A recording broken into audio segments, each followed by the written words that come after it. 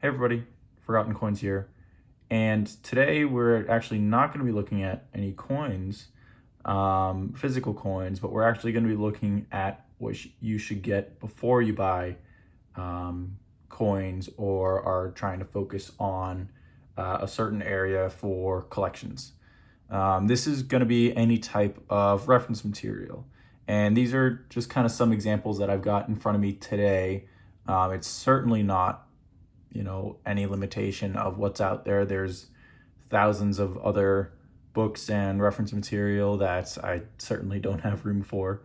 But these are kind of some of the things that I reach for the most, whether it's for actual reference of, the cherry picker's guides of trying to look up to see some different varieties, or whether it's through just general reading or enjoyment.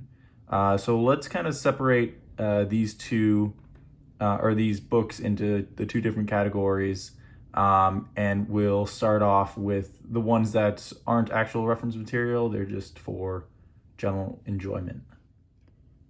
All right, so what we have in front of us right now are some of the books that I consider ones that are just for general reading and not actual reference. This one's called The Coin Collector's Survival Manual by Scott A.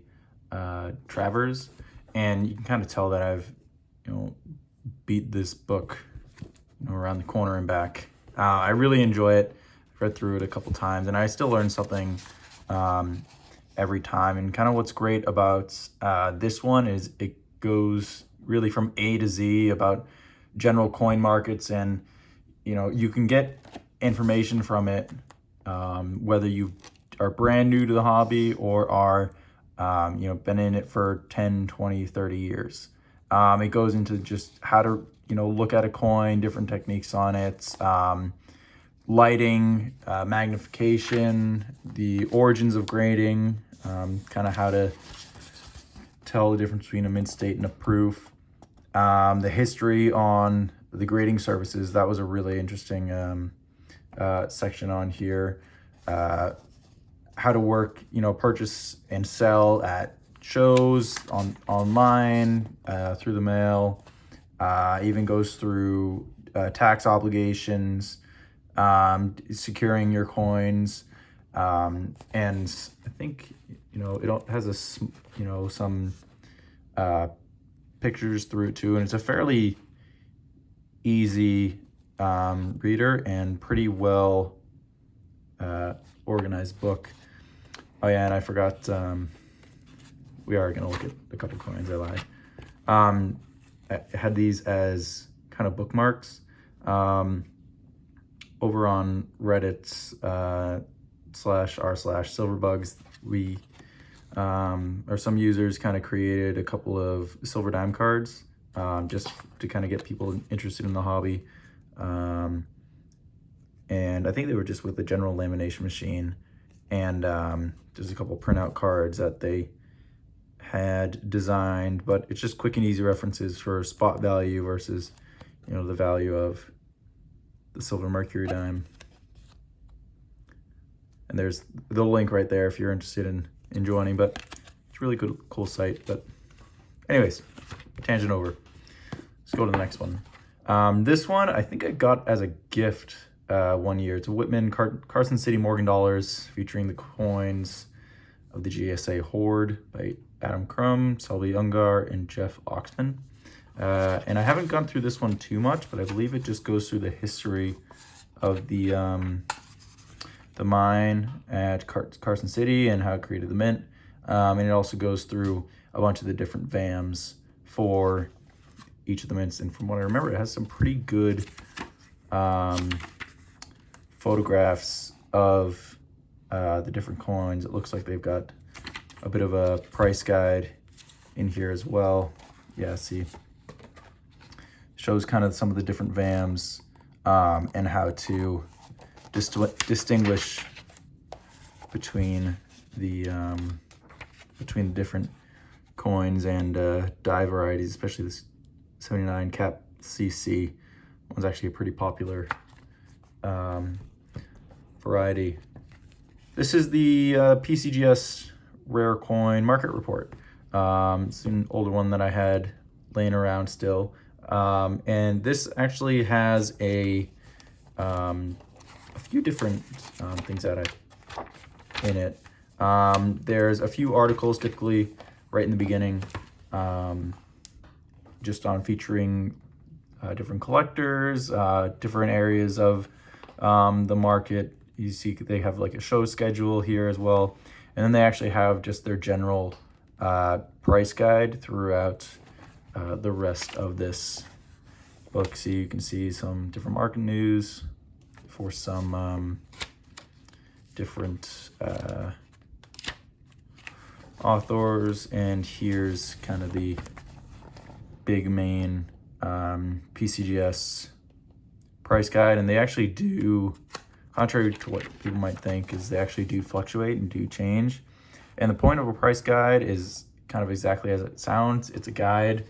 You should be looking at more than one and not using just a single one as a reference. So this is basically PCGS's version of an expanded gray sheet. And last here for just general reading, this is a really good coffee table book, 100 Greatest U.S. Coins by Jeff Garrett and Ron Guth. And it's just got some really amazing pictures of the top 100 coins. You can kind of get a bit of a history on the 1913 nickels, and then just this very large printout poster. And so they'll go through the top 100 best coins in U.S. history, and it's not all 33 gold double eagles, right? So it's just something that's really nice to be able to kind of look through and flip through, and just kind of show your friends and have out on the coffee table. I guess the only trouble is it's a pretty big book compared to my hand and something like this, which would be a bit more of a normal sized. But let's take a look at the general or the more specific reference guides, because those can be a bit more interesting to everybody. So just give me a second and I'll set that up. So we're going to start here with actually my most recent pickup for my general reference guides. That is going to be this book by Kevin Flynn, basically detailing all the different information for Lincoln Cent matte proofs. The reason that I got this was to kind of help me just identify what I'm looking for Lincoln matte Cent proofs. They can be really difficult to distinguish between a business strike and the actual proofs in those early 1900s and early teen years, because they don't have the typical flashy blast cameo effect or crazy deep mirrors that we have on proofs today. It's actually more of a as the name says, a matte finish, and focused more on strike more than anything. And if you're lucky, you'll get some of those flashy fields, but in general what you're looking for in matte proof is squared off rims and extremely high detail. And so each in this book, it goes through the entirety of the history on telling the difference of how the matte proofs were created, grading the different strikes and years, just general strike characteristics, and the big point of this book that I was looking for are these two chapters right here, are the date by analysis and the proof die diagnostics. And that's because it's almost the only way to be able to tell them apart.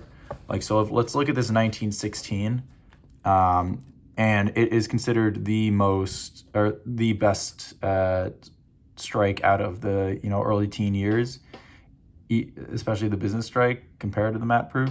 You can see how similar in strike qualities. Those are in the business strike. You can see a little bit of lightness by the chin, whereas you can see over here you can get a bit of that hairline. But other than that, a touch of weakness in the ear.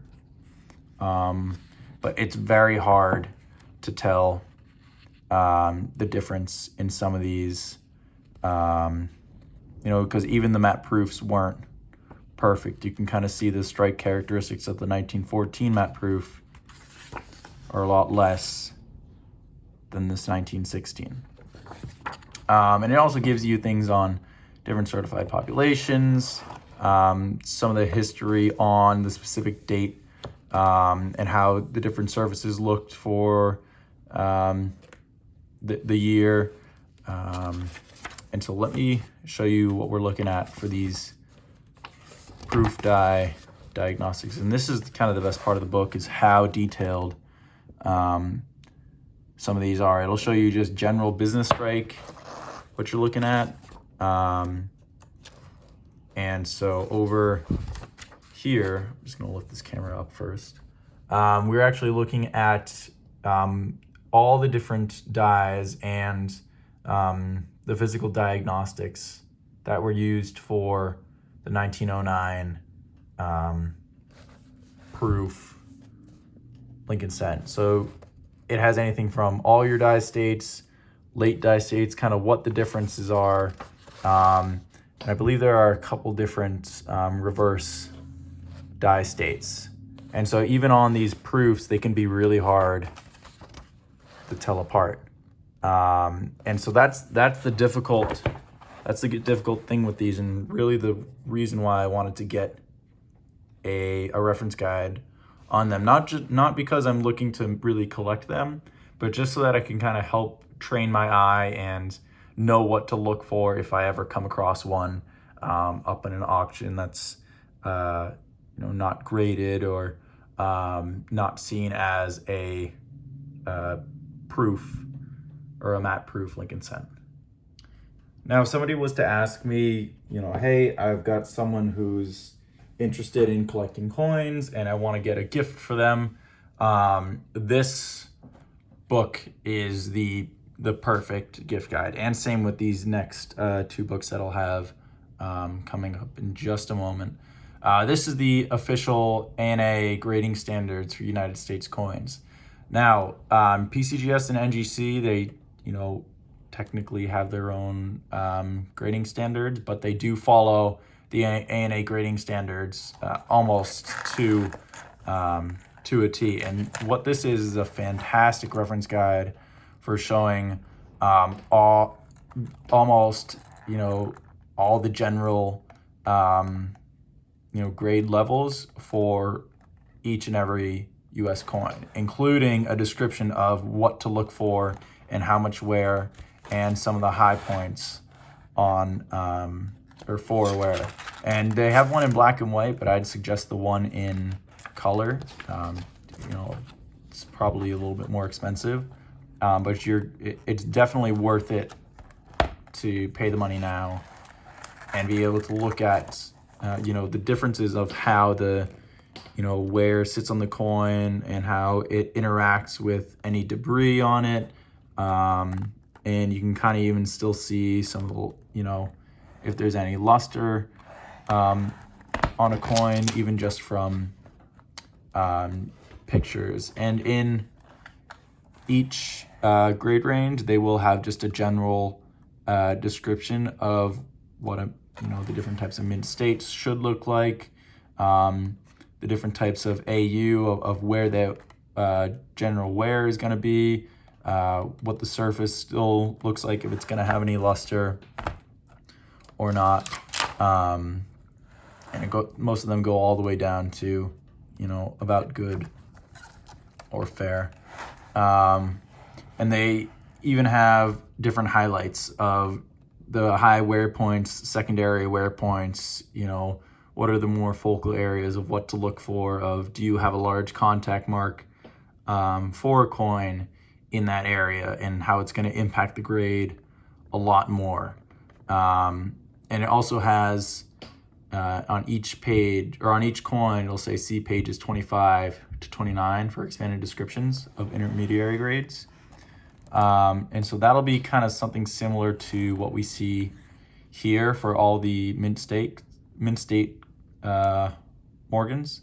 And so it shows all the different descriptions on how many bag marks, distracting marks, what kind of marks are acceptable, what the luster should look like in eye appeal, if any hairlines are acceptable. So let's cut back to, actually before that, I just want to show you that they do have the full gold coins as well. It's not just silver coins. But let's go to pages 25 to 29, just because it shows the different types of descriptions on what the different descriptive words mean of what is a hairline, what is luster.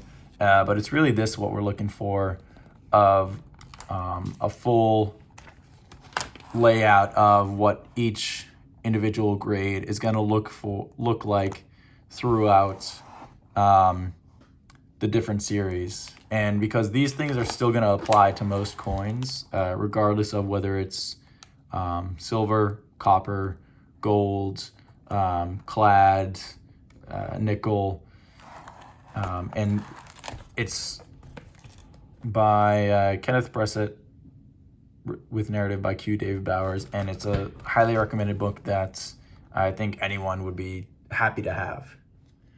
And last but certainly not least are the these two books right here. They go in tandem.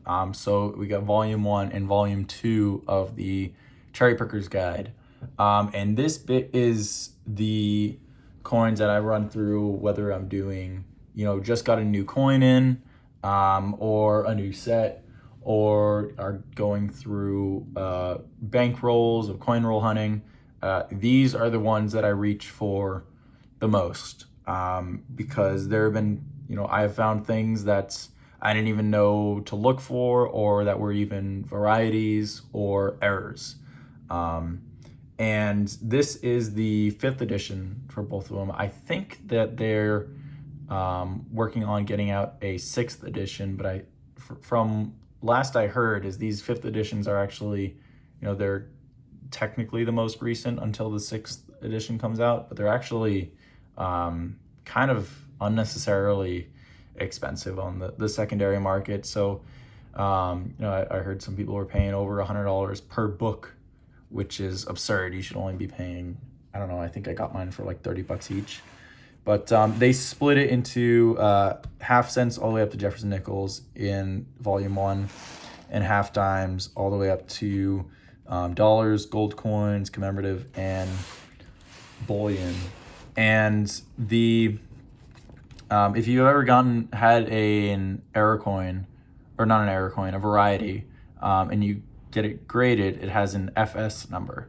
And that actually stands for Fiva Stanton. And they're kind of the gatekeepers on varieties in the coin world. And they, admit anything through this Cherry Picker's Guide that they think is, variety worthy. And so you'll see up here the FSO one for this 1969S double die obverse. And they have fantastic pictures. And I mean, I just opened it up to this crazy expensive coin, but it's not all completely unattainable coins. They have great photographs. They have a very good description. They'll even have, even some of the smaller, $10 coins for a double-dyed obverse on this 1983. They'll have a rarity value, an interest value. They even have a Kaneka attribution. And it's just a great reference that you really can't go wrong with. And they'll have any type of doubling, any type of cuds, or just your general die chips, machine doubling on the date. There are some coins that they won't end up having photos just because it's the normal standard, date, but they will put in, the different, this is the wide date, which is technically a variety, but it is the normal one for that date series compared to the rest of the series. But you can get some kind of crazy, wild repunch dates on some of these older coins, and it's just great to be able to see even that you even have proof varieties on here. And sometimes they take coins out every year. They'll add new ones. Sometimes it's kind of ridiculous, the things that I've seen that haven't been allowed into the cherry picker's guide. But that's a story for another day.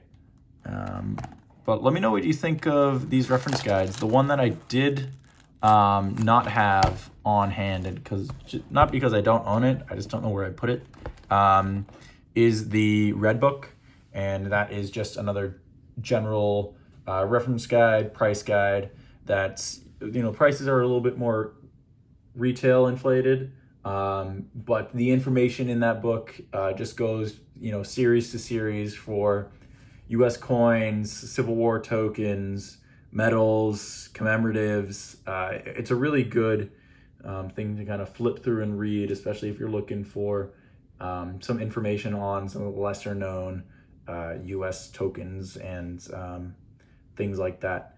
But if you have any other recommendations on reference material and reference guides that you think that everybody should own, put it down in the comments, and maybe it'll help me give me some inspiration on what books to pick up or keep an eye out for.